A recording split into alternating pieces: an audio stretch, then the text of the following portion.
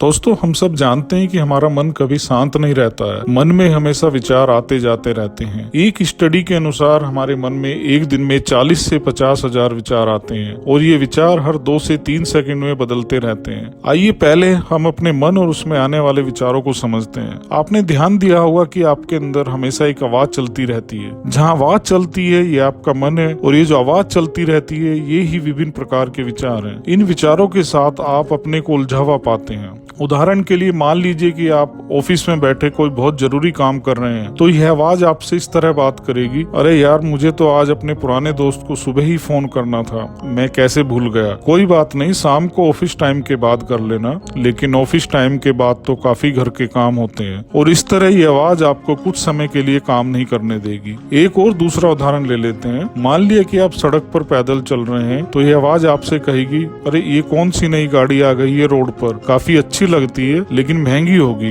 वो तो है लेकिन मैं इसे भी नहीं ले सकता, अभी तो पहली गाड़ी का कार लोन भी मैंने पेड नहीं किया है। अरे कोई बात नहीं, 1 साल बाद ले लेना। ये विचार अभी शांत हुआ ही था कि तभी आपकी नजर सड़क के डिवाइडर में लगे पौधे पर पड़ती है और फिर एक और विचार शुरू हो जाता है, अरे उस पौधे को देखो, लाल फूलों के बीच से इसके हरे पत्ते कितने सुंदर लग रहे हैं, ये फूल तो मैंने पहली बार देखे हैं। और इस तरह दोस्तों एक के बाद एक विचार आपके मन में चलते रहते हैं जिनका कोई अंत नहीं है और आप मन के वश में होते चले जाते हैं। यदि आप कुछ समय इस आवाज पर ध्यान दें तो आप पाएंगे कि यह कभी शांत नहीं होती है। इस तरह आपका मन हर समय बोलता रहता है। यदि यह आवाज कुछ सुखदायी और अच्छा भी कह रही है तो भी यह आपको हर काम के बीच में तंग करती है और आप अक्सर पूरे दिन परेशान रहते हैं। एक और उदाहरण ले लेते हैं। मान लीजिए कि आप अपने ड्राइंग रूम में बैठकर टीवी पर कोई प्रोग्राम देख रहे हैं। थोड़ी देर में वही आवाज फिर आपको परेशान करने लगती है, क्या तुमने ग्राउंड फ्लोर की लाइट्स बंद की थी? पता नहीं, याद नहीं। याद नहीं तो बेहतर होगा कि तुम एक बार नीचे जाकर देख लो। अभी नहीं, अभी मैं टीवी पर प्रोग्राम देख रहा हूँ, बाद में चेक करूंगा। मैं यह कार्यक्रम देखने के बाद ही जाऊंगा। नहीं, बाद में नहीं, अभी करो। इसीलिए तो बिजली का बिल इतना ज्यादा आता है। थोड़ी देर में ये आवाज इतनी स्ट्रॉन्ग हो जाती है कि आपको उठकर लाइट चेक करने जाना पड़ेगा।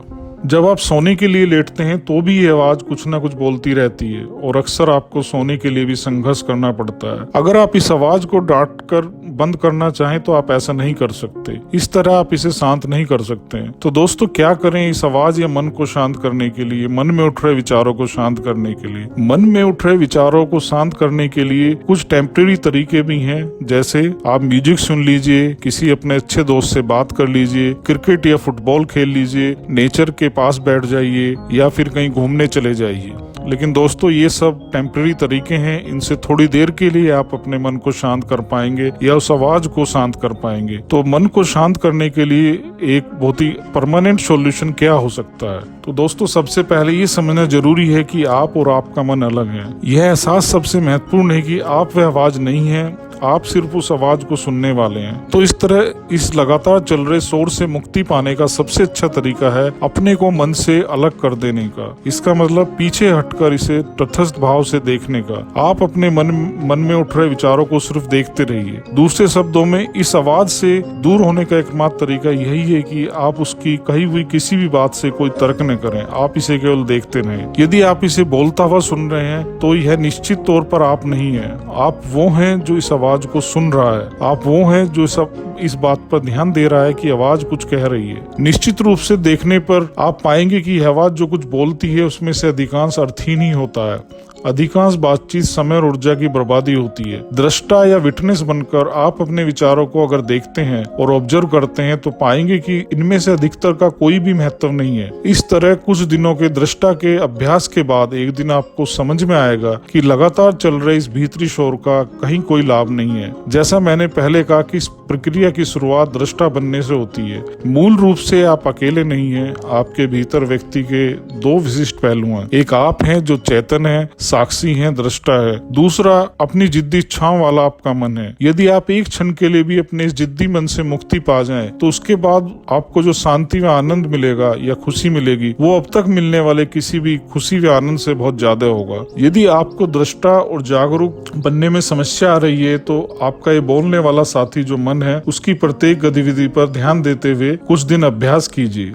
दृष्टा के उदाहरण को समझने के लिए मान लीजिए कि आप किसी व्यस्त चौराहे के पास मल्टी स्टोरी बिल्डिंग के 5वें फ्लोर की खिड़की से ट्रैफिक जाम को नीचे देख रहे हैं तो आपके अंदर कोई विचार नहीं गुजर रहा है, आप केवल इस जाम को ऊपर से देख रहे हैं। अब आप कल्पना कीजिए कि आप भी इस जाम का एक हिस्सा हैं, तो आपके अंदर एक के बाद एक बहुत सारे विचार आएंगे और आप परेशान होंगे। पहली ऊपर से ट्रैफिक को देखने की कल्पना दृष्टा के कॉन्सेप्ट को समझाती है और दूसरी जाम का हिस्सा बनने की कल्पना दिन रात मन के विचारों से द्वंद्व को दर्शाती है। इन दोनों स्थितियों का आकलन करें तो आप समझ गए होंगे कि हमें मन के साथ दृष्टा बनने का अभ्यास करने की जरूरत है, जिससे कि हम मन के साथ सामंजस्य बिठा सकें या मन पर नियंत्रण कर सकें। गीता में भी अर्जुन ने कृष्ण से पूछा है कि केशव, मन बहुत चंचल है, इस पर कैसे नियंत्रण किया जाए? तो कृष्ण कहते हैं, मन को दृष्टा की तरह देखने का अभ्यास करें। थोड़ा मुश्किल है लेकिन असंभव नहीं है। मन को नियंत्रित करने का एक और प्रभावी तरीका ध्यान या मेडिटेशन भी है, जिसमें आप शांत होकर अपने मन में आते जाते विचारों को देखते हैं और खुद तटस्थ रहते हैं। इस तरह ध्यान या मेडिटेशन के रोजाना अभ्यास से भी आप स्वयं को मन से दूर ले जा सकते हैं और मन पर नियंत्रण पा सकते हैं। ऐसा कुछ नहीं है जो आप नहीं कर सकते दोस्तों, आपकी इच्छा शक्ति ही सर्वोच्च है।